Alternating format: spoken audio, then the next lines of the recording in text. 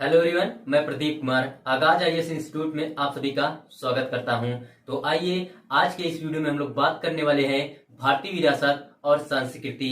भारतीय विरासत और संस्कृति से रिलेटेड यूपीएससी के प्रीलिम्स और मेंस के लिए आज के जितने भी टॉपिक हैं हम आप लोगों के लिए लेकर आए हैं। तो चलिए देखते हैं। तो देखिए, प्रीलिम्स के लिए जो टॉपिक है वो वैश्विक बौद्ध शिखर सम्मेलन 2023 और आईबीसी और बौद्ध धर्म और है आतंकवाद, जलवायु परिवर्तन, अष्टांगिक मार्ग और परम सत्य और आईसीसीआर है। तो चलिए अब हम लोग मेंस के लिए देखते हैं। तो मेंस के लिए जो टॉपिक है वो भारत की सॉफ्ट पावर सामरिक नीति में बौद्ध धर्म की भूमिका।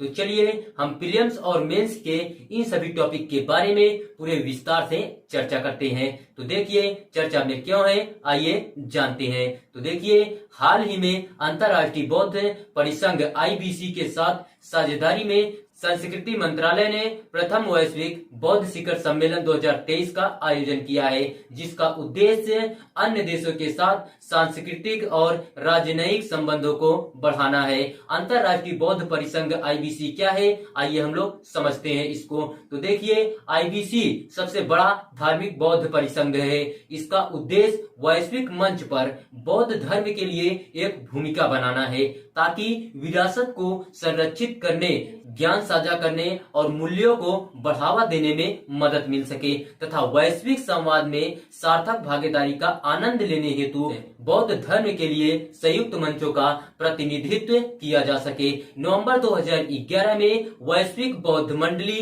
जीबीसी का आयोजन नई दिल्ली में किया गया था, जहां उपस्थित लोगों ने सर्वसम्मति से एक अंतर्राष्ट्रीय निकाय अंतर्राष्ट्रीय बौद्ध परिसंघ आईबीसी के निर्माण का संकल्प लिया।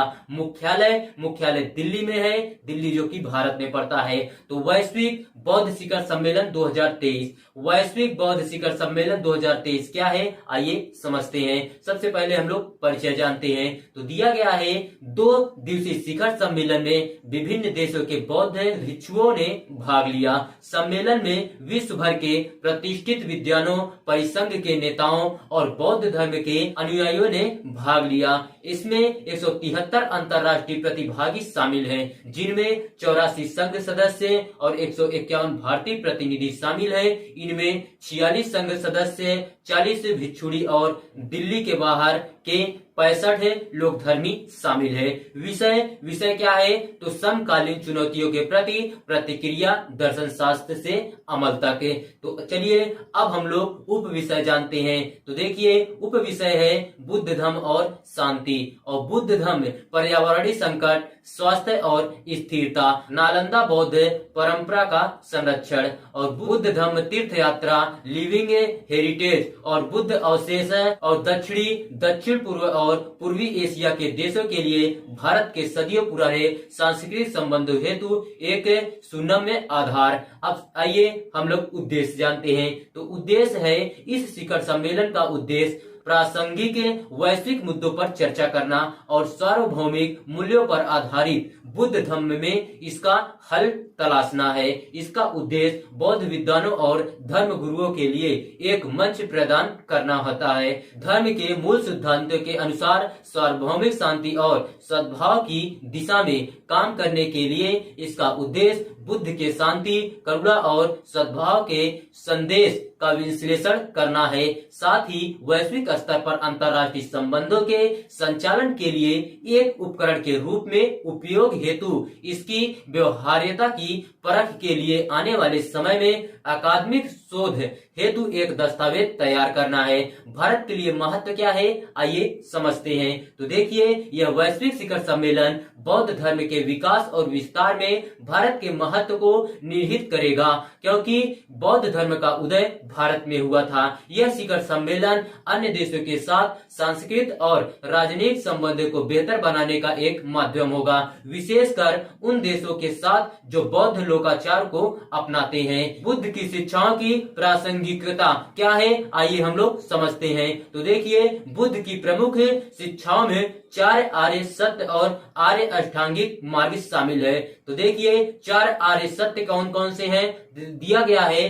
दुख संसार का सार है, हर दुख का कारण होता है समुद्र, और दुखों का नाश हो सकता है निरोध, और इसे अंतगा मग्गा का पालन करके प्राप्त किया जा सकता है। दुनिया युद्ध, आर्थिक संकट, आतंकवाद और जलवायु परिवर्तन के कारण सदी के सबसे चुनौतीपूर्ण समय का सामना कर रही है, और इन सभी समकालीन वैश्विक चुनौतियों का समाधान भगवान बुद्ध की शिक्षाओं के माध्यम से किया जा सकता है। बुद्ध की ये शिक्षाएं कई तरह से वैश्विक समस्याओं का समाधान प्रदान कर सकती है। उदाहरण के लिए करुणा, अहिंसा और अन्योन्याश्रितता पर शिक्षा संघर्षों को उजागर करने एवं शांतिपूर्ण सह अस्तित्व को बढ़ावा देने में मदद कर सकती है। नैतिक आचरण, सामाजिक जिम्मेदारी और उदारता पर शिक्षा असमानता के मुद्दों का निराकरण करने एवं सामाजिक न्याय को बढ़ावा देने में मदद कर सकती है।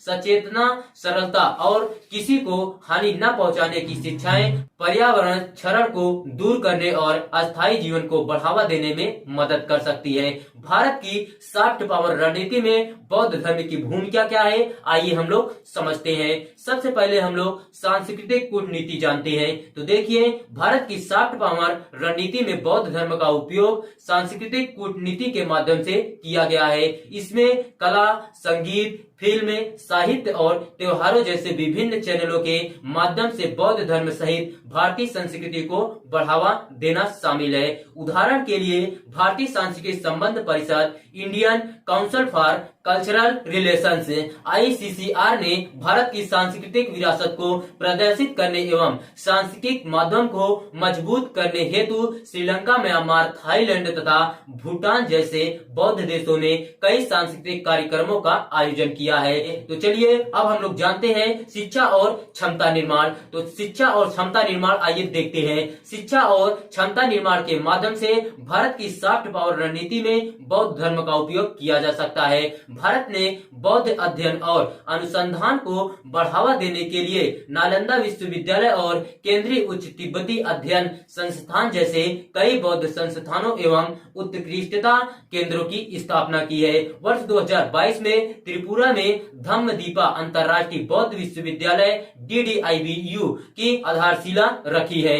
DDIBU भारत का पहला बौद्ध संचालित विश्वविद्यालय है जो बौद्ध शिक्षा के साथ साथ आधुनिक शिक्षा के अन्य विषयों में भी कोर्स प्रदान करता है। यह भारत, भूटान, श्रीलंका, म्यांमार और नेपाल जैसे अन्य देशों के बौद्ध छात्रों व भिक्षुओं को उनके ज्ञान एवं कौशल को बढ़ाने हेतु छात्रवृत्ति और प्रशिक्षण कार्यक्रम भी प्रदान करता है। तो चलिए अब हम लोग बात करते हैं द्विपक्षीय आदान प्रदान और पहल। आइए समझते हैं। द्विपक्षीय संबंधों के संदर्भ में भारत ने विभिन्न पहलों के माध्यम से श्रीलंका, म्यांमार, थाईलैंड, कंबोडिया और भूटान जैसे बौद्ध देशों के साथ अपने संबंधों को मजबूत करने की कोशिश की है। भारत ने आर्थिक सहयोग को बढ़ावा देने के लिए श्रीलंका के साथ द्विपक्षीय निवेश, संवर्धन और संरक्षण समझौते BIPA जैसे कई समझौते पर हस्ताक्षर किए हैं। भारत ने बौद्ध देशों को उनके सांस्कृतिक विरासत स्थलों जैसे म्यांमार में बागान मंदिर और नेपाल में स्तूप के जीर्णोद्धार और संरक्षण के लिए भी सहायता प्रदान की है। भारत और मंगोलिया ने वर्ष 2023 तक सांस्कृतिक आदान प्रदान कार्यक्रम को भी नवीनीकृत किया है, जिसके तहत मंगोलियाई लोगों को CIBS लेह और CUTS वाराणसी के विशेष संस्थानों में तिब्बती बौद्ध धर्म का अध्ययन करने हेतु 10 समर्पित ICCR छात्रवृत्तियां आवंटित करने का प्रावधान किया गया है। तो देखिए, अगर आप लोगों को इसका PDF चाहिए तो इसका PDF हम टेलीग्राम चैनल पर अपलोड कर देंगे। टेलीग्राम चैनल का नाम है आगाज IAS इंस्टीट्यूट और टेलीग्राम चैनल का लिंक हम इस वीडियो के डिस्क्रिप्शन में दे देंगे। आप यहां से भी जाकर टेलीग्राम चैनल को ज्वाइन कर सकते हैं और PDF डाउनलोड कर सकते हैं।